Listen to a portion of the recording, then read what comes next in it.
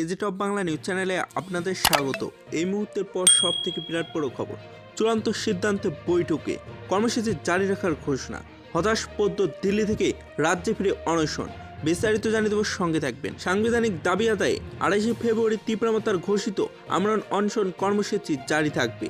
দিল্লি থেকে রাজ্যে ফিরে এসে সামাজিক মাধ্যমে এক ভিডিও বার্তায় এমনটাই জানালেন পদ্মত কিশোর। তিনি জানান, এই অনশন কর্মসূচিতে থাকবে না কোনো দলীয় পতাকা, এমনকি যারা এই কর্মসূচিতে অংশ নেবেন তারা কোনো নেতা হিসেবে নয়, তারা আসবেন একজন সাধারণ জনজাতি হিসেবে।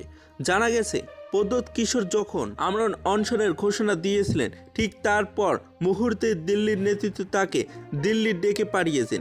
তিনিও দিল্লি বিজেপির নেতৃত্বের ডাক পেয়ে তড়িঘড়ি দিল্লি যান এবং জানা গেছে, দিল্লিতে বিজেপির নেতৃত্বরা তার কাছে এই ধরনের আমরণ অনশন কর্মসূচির বিষয়বস্তু জানতে চাইলে তিনি তখন তার সাংবিধানিক দাবি আদায়ের কথা তাদের সামনে তুলে ধরলেন।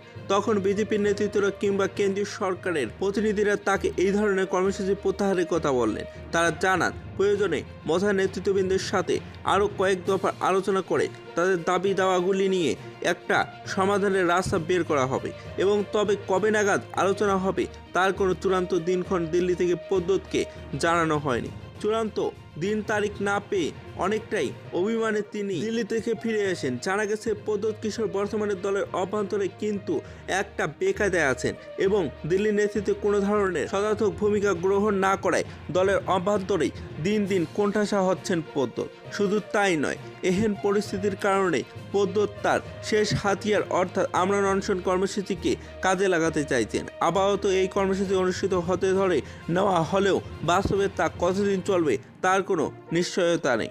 যদি ভিডিওটি ভালো লাগে তাহলে একটি লাইক দিবেন, চ্যানেলে নতুন হলে সাবস্ক্রাইব করে পাশে থেকে বেল আইকনে প্রেস করে রাখবেন এইরকম লেটেস্ট নিউজ আপডেটগুলি সর্বপ্রথম পাওয়ার জন্য। Report AG top Bangla.